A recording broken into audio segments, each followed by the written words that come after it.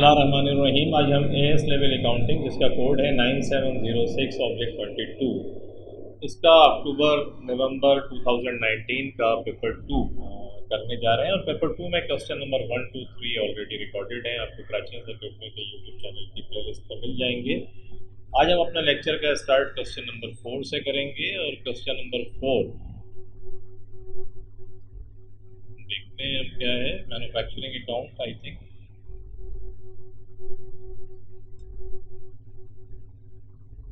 इसके अलावा 2021, 2020 और 2019 की अटेम्प्ट सारी मैंने कराई हैं। पेपर 1, पेपर 2 वो भी ज़रूर देखिएगा जाके। क्वेश्चन नंबर 4 में कहता है अरामिस ऑपरेट्स अ मैन्युफैक्चरिंग बिजनेस, कि अरामिस जो है वो एक मैन्युफैक्चरिंग बिजनेस ऑपरेट करता है। He has been advise that he should use absorption costing in his factory, कि अपनी फैक्ट्री में वो एब्जॉर्प्शन कॉस्टिंग जो है वो इस्तेमाल करे। एब्जॉर्प्शन कॉस्टिंग क्या होती है? जिसके अंदर जो फिक्स कॉस्ट होती है उसको करंट ईयर के अंदर ही उसकी जो कॉस्ट होती है उसको फैक्ट्री ओवरहेड का पार्ट बनाते हैं। उसमें से कुछ कॉस्ट जो होती है वो एंडिंग इन्वेंट्री या फिनिश गुड्स इन्वेंट्री की सूरत में पास ऑन हो जाती है नेक्स्ट ईयर के अंदर। एब्जॉर्प्शन कॉस्टिंग माने जितनी भी कॉस्ट है वो एब्जॉर्ब करते हैं आप। कॉस्ट ऑफ सेल्स के अंदर भी उसको चार्ज करते हैं और एंडिंग इन्वेंट्री का भी पार्ट बनता है। तो जितनी भी फिक्स कॉस्ट होती है वो कॉस्ट ऑफ सेल्स पर भी चार्ज हो रही होती है, और वो एंडिंग इन्वेंट्री चाहे किसी भी फॉर्म के अंदर हो उसका भी पार्ट बन रही होती है। वो ये इंपॉर्टेंट है एब्जॉर्प्शन कॉस्टिंग के अंदर। कहता है एक्सप्लेन 2 और drawbacks for a business of using A budgeted overhead absorption rate, के बजटेड ओवरहेड एब्जॉर्प्शन रेट अगर आप निकाल रहे हैं तो उसके ड्रॉबैक्स क्या हैं। देखिए, बजटेड ओवरहेड क्या होता है कि आप एस्टिमेट करते हैं, प्लानिंग करते हैं बैठ के कि आपकी इलेक्ट्रिसिटी इतनी खर्च होगी, सुपरवाइज़र को इतने पैसे देने पड़ेंगे, इंश्योरेंस के पैसे इतने लगेंगे। और डिफरेंट जो ओवरहेड डायरेक्ट मटेरियल और डायरेक्ट लेबर को हटा के जितने भी खर्चे होते हैं, डायरेक्ट एक्सपेंसेस हैं आपके, रॉयल्टी है, इसको भी आप लगा लें, प्राइम कॉस्ट का पार्ट बन जाती है। इसके अलावा इनडायरेक्ट जितने भी डेप्रिसिएशन हो गया आपका, ये तमाम जितनी भी इनडायरेक्ट कॉस्ट है ये फैक्ट्री ओवरहेड के अंदर जाती है। और इसकी फिर किसी बेसिस के ऊपर इसका रेट निकाल लेते हैं, लाइक मशीन के आवर्स हो गए या डायरेक्ट लेबर के आवर्स हो गए। तो जब आप इसे कैलकुलेट करते हैं तो प्लानिंग करके कैलकुलेट करते हैं कि आपकी ये कॉस्ट एस्टीमेट आप कर रहे होते हैं कि इतनी लगेगी, लेकिन एक्चुअल जब बिजनेस ऑपरेट हो रहा होता है तो उस वक्त फिर हो सकता है कि बिजनेस के खर्चे जो हैं वो कम हों और आपने ज़्यादा कैलकुलेट किया है, तो आपका रेट अगर ज़्यादा है तो आप ज़्यादा एब्जॉर्ब करेंगे। और ज़्यादा एब्जॉर्ब करने का मकसद है कॉस्टिंग साइड आपकी बढ़ जाएगी। कॉस्टिंग साइड बढ़ेगी तो फिर सेलिंग प्राइस जो है वो आपकी इनएक्यूरेट हो सकती है, क्योंकि कॉस्ट की बेसिस पे ही आप प्राइस कैलकुलेट करते हैं। अगर वो हायर साइड पे आप कैलकुलेट करेंगे तो माल बिकेगा नहीं आपका। उसके बाद इस वक्त अगर आप लोअर साइड के ऊपर अंडर एब्जॉर्ब आप कर रहे हैं फैक्ट्री ओवरहेड को, तो फिर आपकी कॉस्ट कम हो जाएगी, प्रॉफिट बढ़, सेलिंग प्राइस आपकी उसकी बेस पे कैलकुलेट करेगी तो वो आप कम कैलकुलेट करेंगे। तो हो सकता है आप माल तो बेच रहे हो लेकिन आपकी कॉस्ट ही पूरी नहीं हो रही होगी। तो ये इसके कुछ डिसएडवांटेजेस होते हैं। Estimated figure use may be inaccurate की इनएक्यूरेट होगी, लीडिंग टू अंडर और over absorption of overheads. Over absorption of overhead में lead to price being set too high, कि कॉस्टिंग आपने ज़्यादा कर दी, प्राइस ज़्यादा चार्ज होगी, which may lead to loss of customers. Customers लेंगे ही नहीं आपसे माल, आपके कस्टमर लॉस्ट हो सकते हैं। अंडर एब्जॉर्प्शन ऑफ ओवरहेड में lead to price being set too low, costing कम हो गई आपकी, आपने ओवरहेड कम चार्ज कराया तो प्राइस कम होगी, सेलिंग प्राइस कम होगी, विच लीड लोअर प्रॉफिट्स आपका कम हो जाएगा। तो ये इसका ड्रॉबैक हो गया। आगे आते हैं। आगे कहता है कि एडिशनल इन्फॉर्मेशन में कहते हैं अरामिसिस फैक्ट्री कंप्राइजेस 3 डिपार्टमेंट्स, 3 डिपार्टमेंट्स हैं इसके। एक ड्रिलिंग डिपार्टमेंट है और ड्रिलिंग होती है, फिर जो भी कुछ बना रहे हैं उसको फिनिश करते हैं। एक फिनिशिंग डिपार्टमेंट होता है एंड मेंटेनेंस डिपार्टमेंट है, जो इन दोनों डिपार्टमेंट के अंदर मेंटेनेंस का काम करता है। The maintenance department cost consist of maintenance engineers wages, के मेंटेनेंस की जो कॉस्ट है तो एक्चुअली मेंटेनेंस में एक इंजीनियर काम करता है उसकी कॉस्ट है। The manufacturing process is machine intensive, के एक्चुअली मशीन इंटेंसिव आपका प्रोसेस है कि मशीन के घंटे इंपॉर्टेंट रोल प्ले करते हैं। तो उन्हीं की बेसिस के ऊपर आप ओवरहेड भी कैलकुलेट करेंगे, क्योंकि जो लीडिंग होता है, जो इंटेंसिव होता है वहाँ का, उसी के हिसाब से हम करते हैं। इसने खुद बता दिया आपको। The overheads of the drilling and finishing departments are made up of allocated cost, ये डिफरेंट जगह से इलेक्ट्रिसिटी है, रेंट हो गया, आपका इंश्योरेंस हो गया, ये तमाम कॉस्ट जो है एरिया वाइज कोई कॉस्ट आपने कैलकुलेट करी, कोई किलोवाट के हिसाब से कैलकुलेट करी, उन सबको एलोकेट जब आपने किया तो इन दोनों डिपार्टमेंट के अंदर आपकी एलोकेटेड कॉस्ट है इसकी, ये बताना चाह रहा है आपको। And an apportion share of the maintenance department, और फिर मेंटेनेंस डिपार्टमेंट की जो कॉस्ट होगी उसको अपोर्शन करके जब लाएंगे तो फिर टोटल इन डिपार्टमेंट की एलोकेटेड कॉस्ट बन जाएगी। The following budgeted information for the 6 months ended 31st March is as follows, ये फॉलोज है।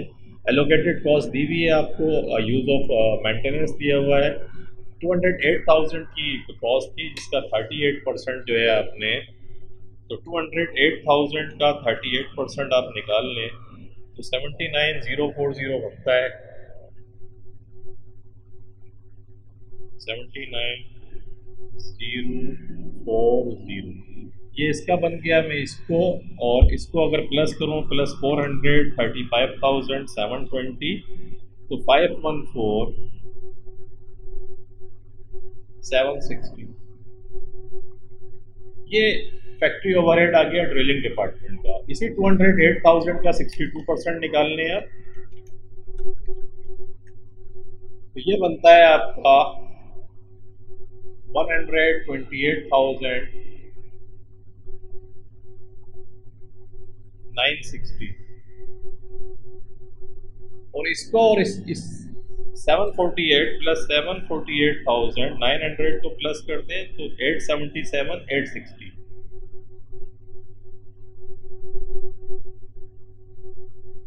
ये आपका ओवरहेड हो गया। मशीन आवर्स आपको दिए हुए हैं, मशीन आवर्स से इसको डिवाइड कर देंगे हम तो हमारे पास फैक्ट्री ओवरहेड का रेट आ जाएगा। देखते हैं पूछता क्या है, कहता है allocate the maintenance department overhead cost to the drilling and finishing department को मैंने अभी आपको कैलकुलेट कर दिखाई है, यहाँ भी देख लें। एलोकेटेड कॉस्ट आपकी दी हुई थी सवाल के अंदर, अभी हम अपोर्शन मेंटेनेंस कॉस्ट मैंने अभी कैलकुलेट करके बताया 79,040 और 128,960 ये हमने निकाला था। इनकी रेशो से इसको प्लस कर दिया तो आपके पास ये टोटल कॉस्ट आ गई उठा के, और ये मेंटेनेंस कॉस्ट ख़त्म हो गई आपके पास। तो टोटल जो डिपार्टमेंटल ओवरहेड है वो आपके पास ये आ गया 514,877,860 और जो बजटेड मशीन आवर्स थे वो देखें सवाल में दिए हैं 27,530 और 32,270 क्योंकि नीचे वो आपसे ये पूछ रहा है calculate two decimals a budgeted overhead absorption rate for the drilling and finishing department. Drilling और फिनिशिंग डिपार्टमेंट का आपको 2 decimal प्लेसेस के अंदर रेट कैलकुलेट करना है।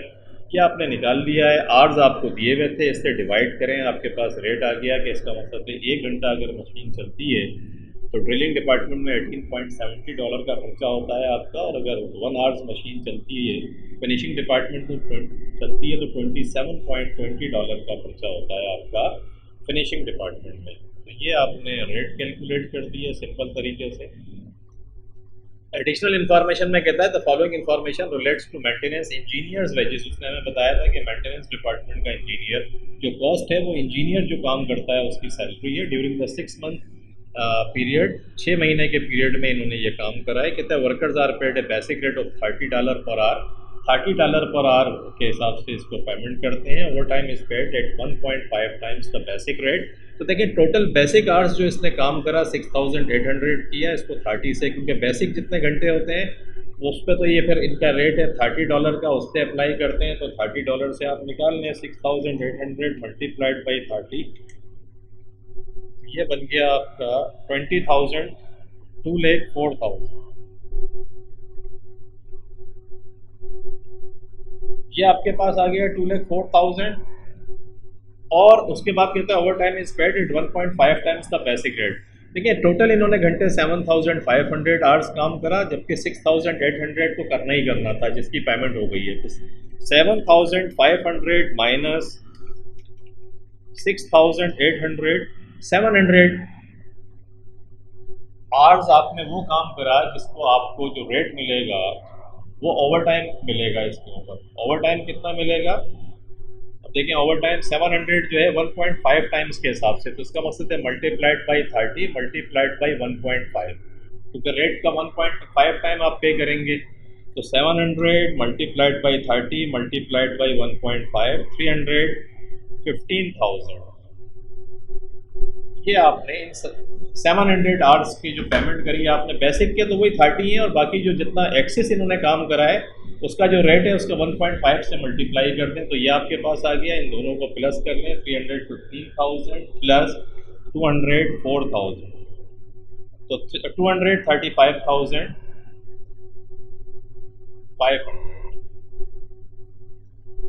ये मेंटेनेंस की कॉस्ट आ गई आपकी, क्योंकि एक ही इंजीनियर था तो ये मेंटेनेंस की कॉस्ट कहता है calculate the total actual wages for the maintenance engineer for the 6 month period, तो हमने 235,000 निकाला है। देखिए वही आ गया, 6,800 को 30 से मल्टीप्लाई किया और जो 700 आवर्स थे उनको 45, 30 का 1.5 निकालेंगे 45 आ जाएगा। इन दोनों को जमा किया तो $235,500 आपके पास मेंटेनेंस कॉस्ट आ गई। तो ये वाला पार्ट भी कंप्लीट हो गया। अब आगे आए, कहता है in addition to the actual maintenance wages the following actual information for the 6 months ended 31 March has been made available. ये इन्फॉर्मेशन आपकी आई है, टोटल ओवरहेड कॉस्ट ड्रिलिंग की इतनी है और फिनिशिंग की इतनी है, 6 मंथ्स की एक्चुअल कॉस्ट है ये, जबकि मशीन के आवर्स ये दे दिए हैं आपको। कहता है कैलकुलेट द ओवर और under absorption of production overheads for each department for the 6 months period, कि ओवर हुआ है या अंडर हुआ है। तो हमने रेट तो निकाले हुए थे पहले, ये टोटल ओवरहेड कॉस्ट आ गई है, इसके अंदर मेंटेनेंस कॉस्ट जो आई है वो प्लस करते हैं। मेंटेनेंस कॉस्ट का रेट जो है वही था 38% और 62%, ये हमने निकाला हुआ था। सवाल में उसने शुरू में हमें दिया है इसी परसेंटेज को लेके जो मेंटेनेंस कॉस्ट आपने निकाले थे कि 38-62%। आपने मेंटेनेंस कॉस्ट कितनी निकाली है 235,500, इसका 38% निकालने,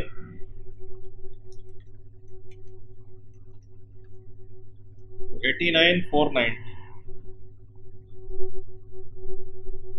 ये तो आपका ड्रिलिंग डिपार्टमेंट का हो गया। इसी का ही आप 62% निकाल लें, 235,500 मल्टीप्लाइड बाई 62%, 146,010। तो ये क्या आ गया आपके पास, ये मेंटेनेंस कॉस्ट आ गई जो इस ओवरहेड के अंदर, जो ओवरहेड आपको दे रहा है ये इसके अंदर प्लस कर दें ताकि टोटल ओवरहेड आ जाए। देखिए इसे इसने यहाँ करा होगा, टोटल ओवरहेड आपके 427,000 और 713,630 दी हुई थी। मेंटेनेंस की कॉस्ट क्या आई थी 235,500, ये हमने निकाली थी। इसको हमने एलोकेट कर दिया, देखें इन दोनों के अंदर अभी मैं करके आ रहा हूँ, ये कॉस्ट एलोकेट हो गई तो ये पोर्शन तो माइनस हो गया, इन दोनों को प्लस कर लिया तो टोटल ओवरहेड ये आ गए। ये टोटल ओवरहेड आ गए और एक्चुअल आवर्स जो है आपके दिए हुए हैं 25,110, 31,976, देखिए ये दिए हुए। इसकी मदद से आप क्या करें, रेट निकाल लें। तो बजटेड ओवरहेड एब्जॉर्प्शन रेट आपके पास आ गया। अब ये बजटेड ओवरहेड एब्जॉर्प्शन रेट आपके पास आ गया, जो आपने देखा कि किस तरीके से हमने रेट निकाला है। और अब आप ये देखें कि जो एक्चुअल से जब इसको कंपेयर आप करेंगे तो ओवरहेड चार्ज टू प्रोडक्शन कैसे आपने चार्ज करा वो आप देखें। ये बजटेड ओवरहेड जो 18.70 है, ये एक्चुअली ये रेट ऊपर दिया हुआ है आपके पास जो हमने निकाला था। देखिए ये 18.70 ये 25,000 आवर्स हैं और इसका ये रेट आपने जो निकाला था आपने उससे एक्चुअल आवर्स के ऊपर जब इसको अप्लाई करा तो देखिए ये आपके पास बजटेड ओवरहेड आ गया। इस बजटेड ओवरहेड को कंपेयर करें एक्चुअल ओवरहेड से। एक्चुअल ओवरहेड कितना है 516,850 एक्चुअल ओवरहेड है जो हमने कैलकुलेट कर जो आया है हमारे पास।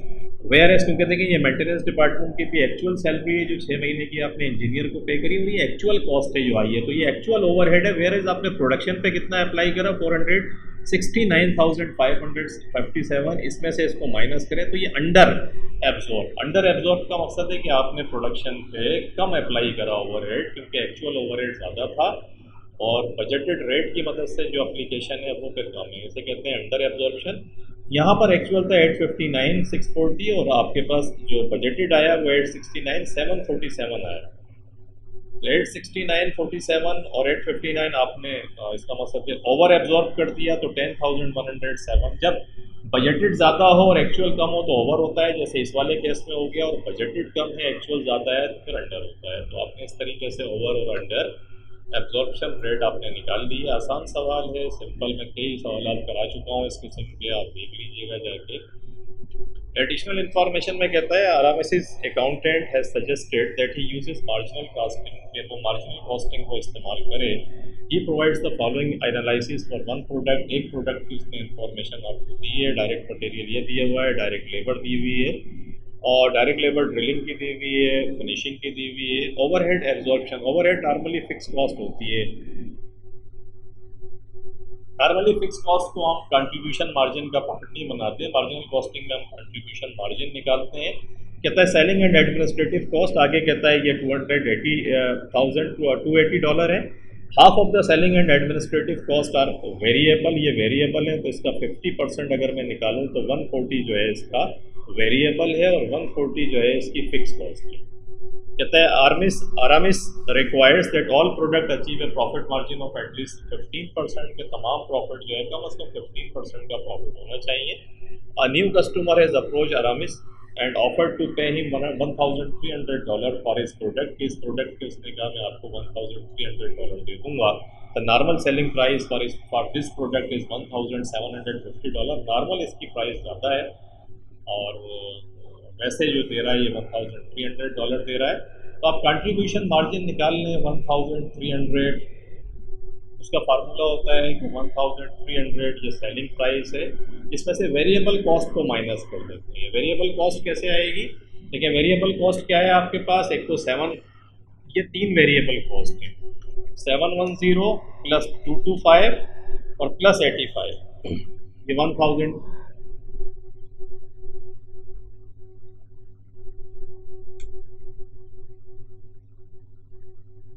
ये 3 वेरिएबल कॉस्ट हैं आपकी।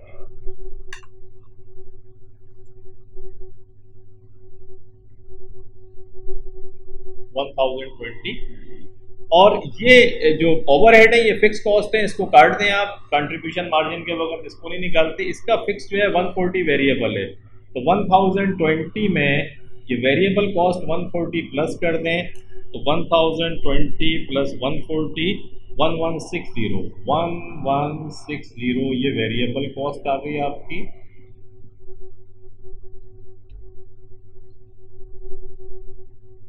1300 में से 1160 आपने माइनस किया तो 140, ये 140 कंट्रीब्यूशन मार्जिन है। आपको पता होगा मैं कई सवालात करा चुका हूँ, देख लीजिएगा कि वेरिएबल कॉस्ट सेलिंग प्राइस में से वेरिएबल कॉस्ट को माइनस कर दें तो कंट्रीब्यूशन मार्जिन आ जाता है।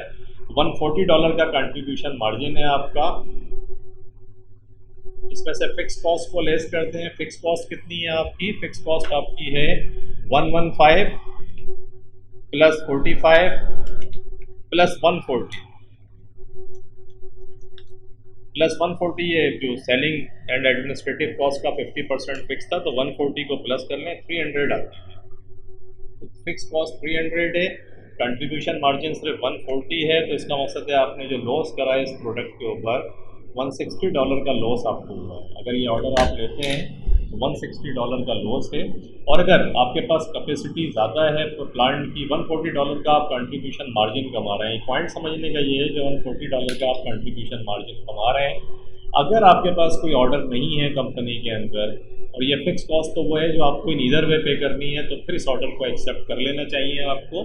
अगर आपके पास फ्यूचर में, क्योंकि ये वैसे भी आपकी नॉर्मल प्राइस 1750 की बिकती है, तो मे भी आपके दूसरे कस्टमर्स प्रॉब्लम करें, ये वन टाइम ऑर्डर है, ये बहुत सारे फैक्टर्स हैं जो आपको देखने पड़ेंगे। Advise Aramis whether or not he should accept the order, के एक्सेप्ट करे या ना करे, जस्टिफाई और answer using both financial and non financial factor. मैंने तो नॉन फाइनेंशियल फैक्टर के हिसाब से अगर कंट्रीब्यूशन मार्जिन तक देखें तो उसे एक्सेप्ट कर लेना चाहिए, लेकिन ओवरऑल उसको लॉस हुआ है $160 का। और देखिए $160 का मकसद है कि जो कॉस्ट है इसकी, आपकी टोटल कॉस्ट जो आई है वो 1120, जो सेलिंग प्राइस है 1300 है, इसका 15% उसका था तो 15% 195 बनता है, 195। तो इसका जो मार्जिन और इसने कमाया कितना है $140, और ओवरऑल तो लॉस हुआ है $160 का। तो कंट्रीब्यूशन जो इसका 15% वाला जो इसका ख्वाब था कि प्रॉफिट मार्जिन होगा, सेलिंग प्राइस $1300 का, अगर मैं 15% निकालूँ तो 195 बनता है। कंट्रीब्यूशन मार्जिन इसका 140 आया है और ओवरऑल लॉस 60 है, तो ये भी 160 है, तो ये भी इसका पूरा नहीं हुआ। तो ओवरऑल फिर देखना पड़ेगा इसके फैक्टर्स क्या हैं। मैक्स ए पॉजिटिव कंट्रीब्यूशन, ये मैंने आपको बताया करके कि पॉजिटिव कंट्रीब्यूशन है इसका $140 का, जो मैंने कैलकुलेट करके तो बताया। Doesn't achieve the required profit margin 15%, जो 195 आना चाहिए था वो नहीं आया इसका। मैक ए लॉस ऑफ $160, अभी मैंने कैलकुलेट करके बताया कि फिक्स कॉस्ट को माइनस करें तो ओवरऑल लॉस है आपके पास $160 का। The allocation of fixed overhead में भी इनएक्यूरेट, ये एलोकेशन भी हो सकता है आपकी इनएक्यूरेट हो, ये भी प्रॉब्लम हो सकती है। नॉन फाइनेंशियल फैक्टर है, this is a new customer, will there be repeated order होंगे या ये एक ही ऑर्डर होगा, ये देखना पड़ेगा। What will be the reaction of the existing customers का रिएक्शन आपको देखना पड़ेगा कि यार वो कहेंगे भाई हमने क्या करा था जो आप इतने कम पैसों में बना के इसको दे रहे हैं। Does the company have spare capacity, ये अगर इंपॉर्टेंट सवाल है कि स्पेयर कैपेसिटी उसके पास है या नहीं, अगर है तो फिर तो इसको कंट्रीब्यूशन मार्जिन क्योंकि पॉजिटिव है इसकी बेस पे इसको एक्सेप्ट कर लेना चाहिए, अगर बाकी कोई प्रॉब्लम नहीं है। Will the quality of the product be affected, क्या प्रोडक्ट की क्वालिटी तो अफेक्टेड नहीं होगी।